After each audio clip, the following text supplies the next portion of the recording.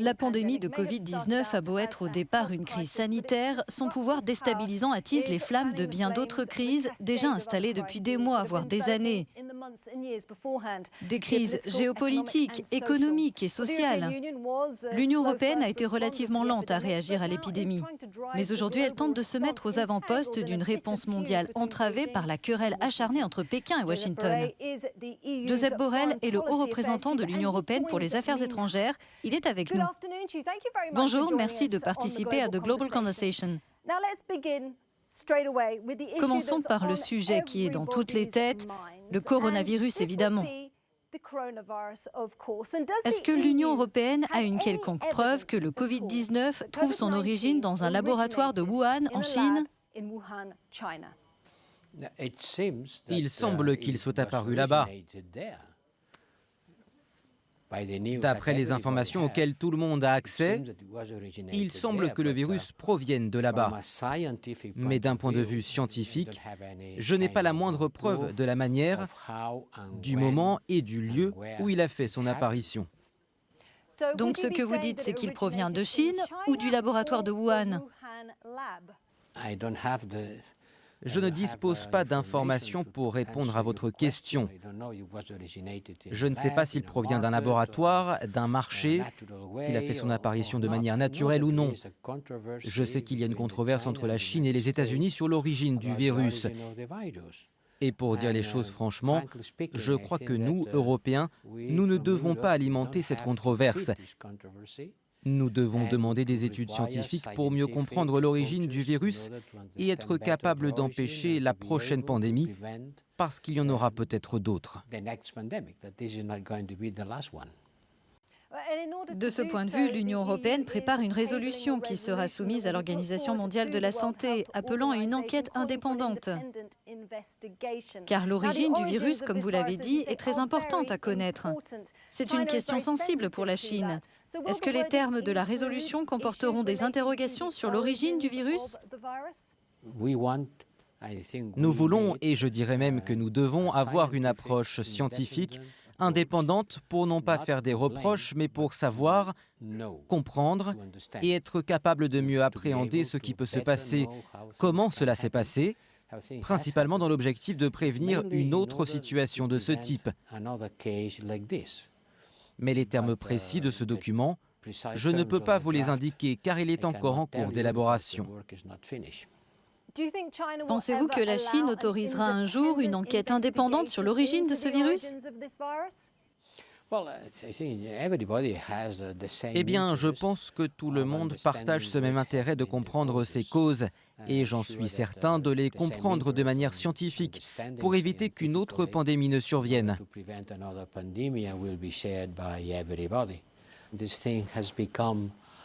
Cette question est devenue un sujet de controverse et cela va empoisonner les relations entre la Chine et les États-Unis. Je crois que nous devons aborder les choses avec une approche rationnelle, logique et scientifique. Vous dites que cela empoisonne les relations entre la Chine et les États-Unis, mais qu'en est-il de la Chine et de l'Union européenne, puisque vous avez reconnu avoir subi la pression de la Chine pour que vous atténuiez des formulations sur la désinformation ? Il y a eu aussi un communiqué signé par 27 de vos ambassadeurs européens, où l'évocation de l'origine du virus a été retirée par la censure d'État chinoise. Dans ce contexte, diriez-vous que vos relations avec la Chine sont fondées sur le respect et la confiance ?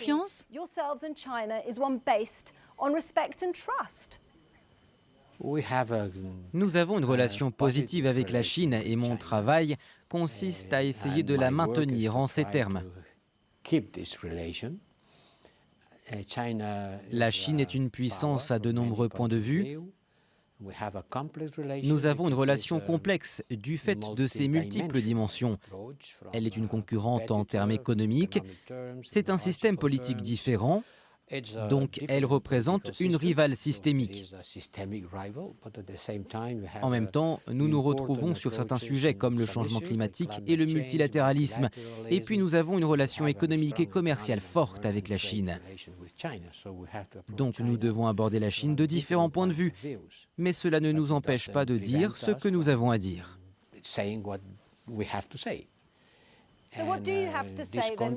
Mais qu'est-ce que vous avez à lui dire dans ce cas quand il s'agit de désinformation? Qu'avez-vous à lui dire concernant sa campagne de désinformation et de rétention d'informations au sujet de cette pandémie?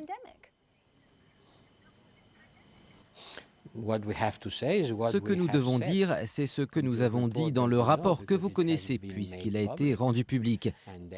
Et dans ce rapport, nous avons listé une série de questions et certaines indications que nous considérons comme de la désinformation. Et nous avons publié ce rapport à ce sujet et nous n'avons rien caché.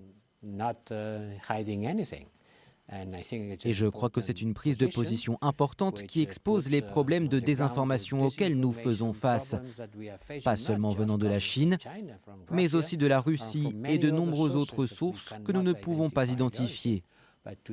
Mais aujourd'hui, nous souffrons d'une épidémie d'information, pourrait-on dire, d'une énorme quantité d'informations qui sèment la confusion chez les gens et qui requièrent de grands efforts de notre part pour expliquer la réalité des choses.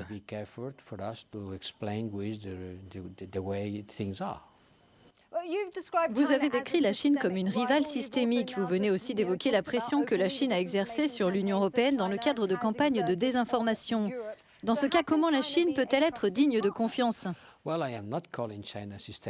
Eh bien, il n'y a rien de nouveau dans le fait que je qualifie la Chine de rivale systémique. Elle était déjà qualifiée ainsi dans le rapport stratégique que l'Union européenne a publié l'an dernier, donc ce n'est pas une nouveauté.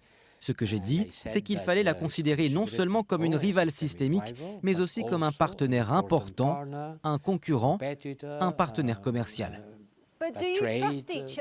Mais faites-vous confiance à Pékin? Il y a différents points de vue. Puis-je finir de répondre, si vous le permettez? Puis-je terminer? Donc, il ne faut pas seulement voir la Chine de manière unilatérale, parce que, comme je l'ai dit, notre relation est complexe. Dans ce cas, je vais vous poser une nouvelle fois ma question. C'est une relation complexe, mais faites-vous confiance à Pékin? Vous savez, dans les relations diplomatiques, c'est courant que les puissances exercent une pression via les canaux diplomatiques.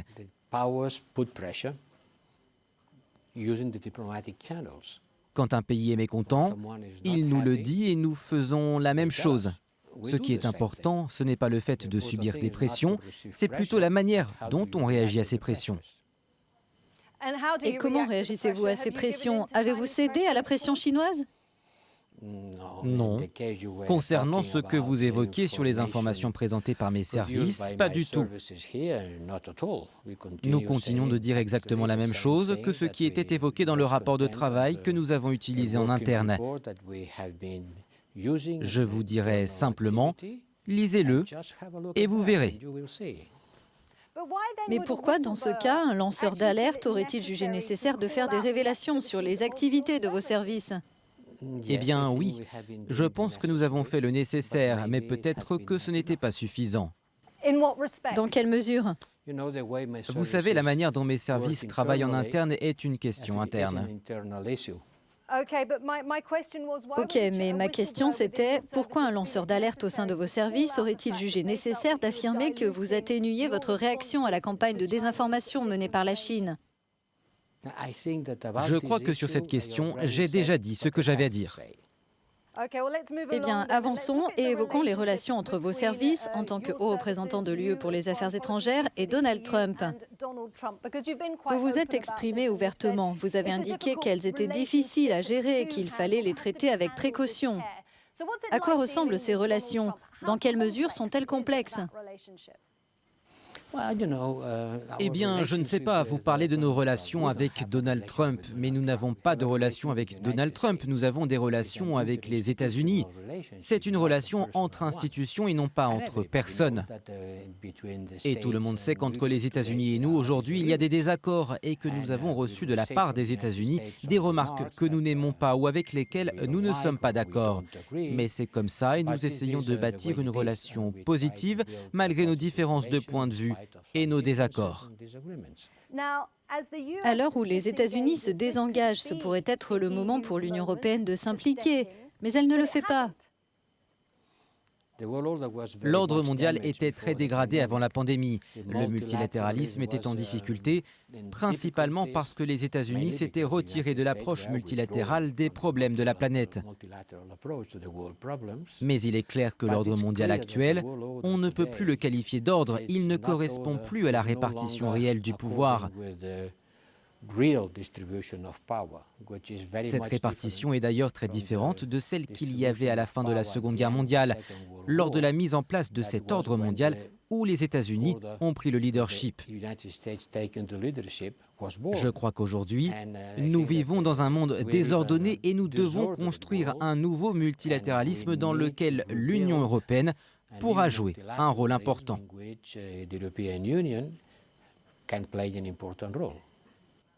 Le moment peut être opportun pour que l'Union européenne commence à jouer ce rôle, mais elle semble rester en retrait. Comment l'expliquer? Eh bien, c'est votre opinion.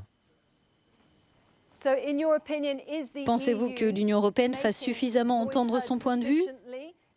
A-t-elle le poids économique, géopolitique que vous voudriez qu'elle ait? Une Europe plus forte dans le monde, c'est la mission que vous vous êtes donnée pour votre mandat.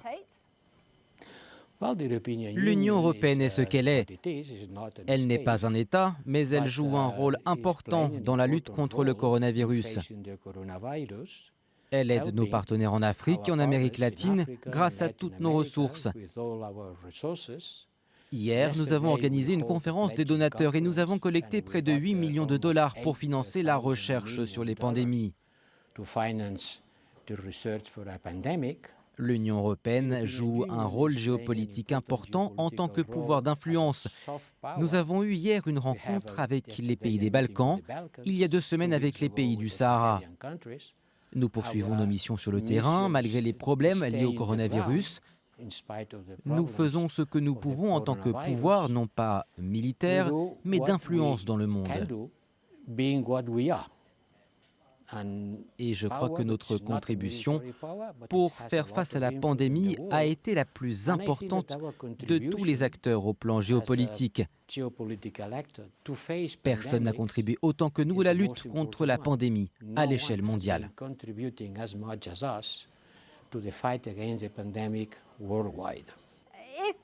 Si l'Union européenne veut maintenir son influence à l'extérieur, elle a besoin d'unité sur son sol. Je voudrais à présent aborder plusieurs sujets internes.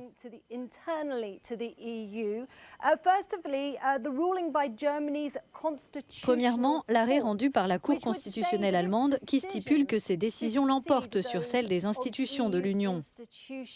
C'est potentiellement explosif, non ? Cette décision se rapporte à d'anciens plans de relance. Mais à l'heure où l'Union européenne fait face à une crise et cherche à relancer son économie, tout en rapprochant le Nord et le Sud, cet arrêt pourrait renforcer ces divisions internes.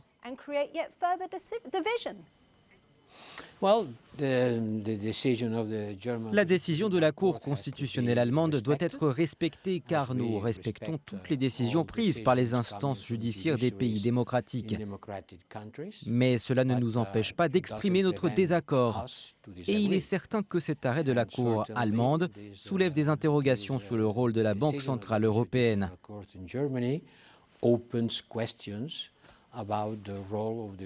La seule chose que je peux dire, c'est que nous restons fermement attachés à l'indépendance de la Banque centrale européenne et à la suprématie du droit européen et des institutions de justice européennes.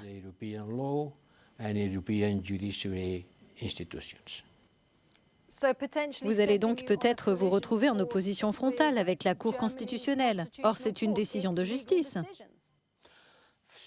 Il est certain que cet arrêt de la Cour constitutionnelle pose un problème auquel nous allons devoir faire face. Quand l'Europe a été touchée par la pandémie, la solidarité a semblé limitée. Il est vrai que l'Union n'a pas de compétences en matière de santé. Mais cette pandémie a soulevé cette question, à savoir si l'Union ne devrait pas être capable de se substituer aux États souverains en termes de santé publique. Y seriez-vous favorable ?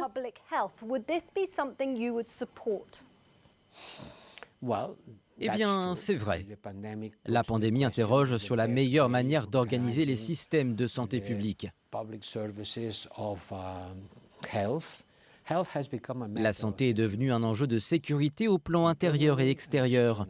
Quand on parle de sécurité et de défense, il faut aujourd'hui ajouter la santé dans ces questions de sécurité.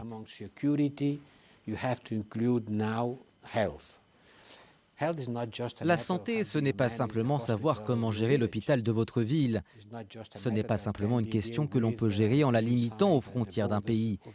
La pandémie ne connaît pas de frontières. Donc c'est peut-être l'occasion de se demander quel type de réponse l'Union européenne dans son ensemble doit être capable d'apporter dans l'avenir.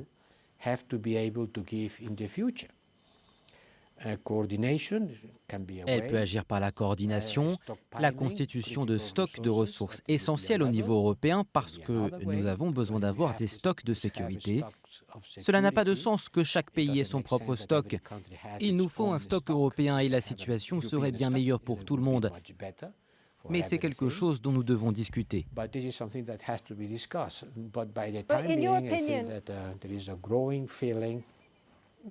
Mais selon vous, faut-il doter l'Union européenne de nouveaux pouvoirs en matière de santé? Vous voulez parler de nouvelles compétences, pas de nouveaux pouvoirs? Oui, de nouvelles compétences. Oui, c'est ça. C'est mieux. Ce sont des compétences. Eh bien, ce ne serait pas une mauvaise idée, mais cela dépend de quelles compétences on parle. Cela doit être discuté entre États membres et donner plus de compétences à l'Union européenne nécessiterait une modification des traités, ce qui n'est pas à l'ordre du jour.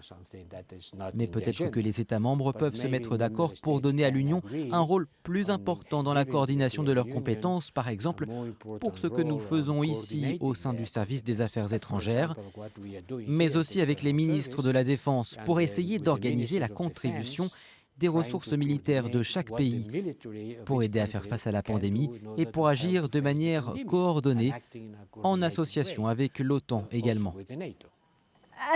Passons à un autre sujet, rapidement, Monsieur Borrell. L'une des autres victimes de cette crise, c'est la démocratie. Aujourd'hui, après le Covid-19, l'organisation Freedom House a rétrogradé la Hongrie et ne la considère même plus comme une démocratie. Et elle craint que la Pologne ne prenne le même chemin. Reconnaissez-vous que l'Union européenne a échoué dans la défense des principes de la démocratie au sein de ses États membres?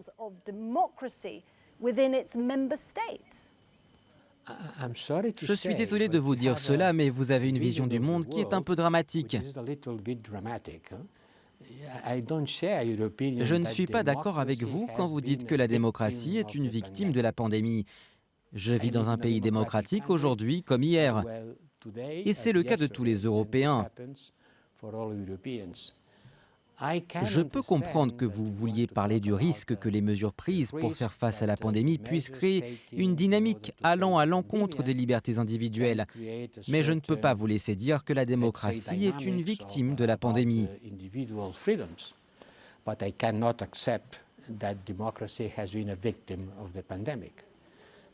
Concernant la Pologne et la Hongrie, il y a déjà eu une décision prise par la Commission au sujet de la Pologne. Et les services de la Commission sont en train d'analyser comment nous devons réagir à l'égard de la Hongrie. Enfin, je voudrais dire très clairement que l'Union européenne restera une union démocratique, fondée sur le respect de l'État de droit et les valeurs démocratiques. Et il en sera ainsi avec ou sans pandémie.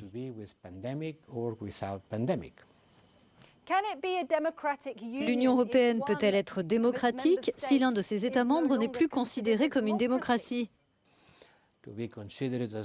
Déterminer si un pays doit être ou non considéré comme une démocratie, c'est du ressort de la Commission, du Conseil et du Parlement européen à l'issue d'une analyse au cas par cas. Et autant que je sache, aucun État membre européen n'a été considéré comme non démocratique.